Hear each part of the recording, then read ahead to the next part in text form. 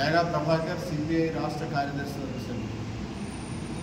ఇప్పటికీ పీజీకే మూర్తిగా ఏలూరు పార్టీకి అలాగే ప్రజలకి ఆయన బాగా పరిచయం. కానీ ఆయన చనిపోయి అప్పుడే 24 ఏళ్ళు పూర్తయి 25వ సంవత్సరంలో కాలు పెడుతున్నారంటే నమ్మశక్యంగా లేదంటే ఈ మధ్య కాలంలోనే ఆయన చూసినట్టుగా అనిపిస్తాం. ఆయన నిరాడంబర జీవితం, సైకిల్ మీదే తిరిగేవాడు. ఆయన దాంతోపాటు నిజాయితీకి, నిబద్ధతకి, పార్టీ అంటే తనకున్న కమిట్మెంట్కి నిలువెత్తు అర్థంగా నిలిచాడు మూర్తి గారు. ఆ రోజుల్లో కమ్యూనిస్ట్ పార్టీకి సంబంధించి పేద ప్రజల సమస్యల పరిష్కారానికి సాగిన అన్ని ఉద్యమాల్లోనూ ఆయన భాగస్వామిగా ఉన్నాడు. దాంతోపాటు ఏలూరు నగరంలో నిర్మించబడ్డ కార్మిక సంఘాలను రక్షించుకోవడంలో, కొత్త సంఘాల వైపు వెళ్ళడంలో ఆయన నిరంతరం శ్రమజీవిగా, శ్రమించే మనిషిగా ఉండేవాడు తప్ప పడలకితో బద్ధకంగా ఏనాడు ఉండేవాడు కాదు.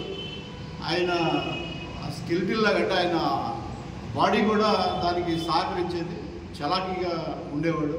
నెమ్మదిగా సైకిల్ తొక్కుకుంటూ ఆఫీస్కి వచ్చి పార్టీ కార్యకర్తల ఇళ్లకల్లా వెళ్ళి వాళ్ళ యోగక్షేమాలు తెలుసుకుంటూ వాళ్ళని పార్టీ ఉద్యమంలో అంటే పార్టీ నడిపే కార్యక్రమాల్లో పాల్పంచుకునేటట్టుగా చేయటంలో మంచి పాత్ర ఏలూరు పార్టీలో ఆయన నిర్వహించారు.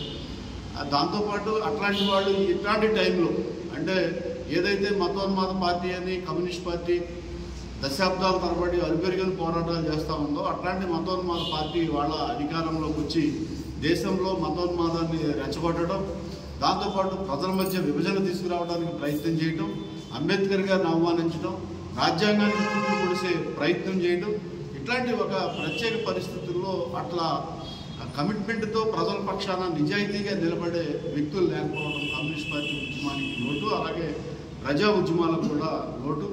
ఆయన ఏ లక్ష్యం కోసం అయితే పనిచేశారో ఆ లక్ష్యాన్ని సాధించడం కోసం మనం అందరం ఆయన పద్ధతిలో పనిచేయడమే ఆయనకి మనం ఇచ్చే నిజమైన నివాళిగా తెలియజేస్తూ నాకు ఈ అవకాశం ఇచ్చినందుకు మీ అందరికీ మరొకసారి నమస్కారాలు తెలియజేస్తూ సెలవు.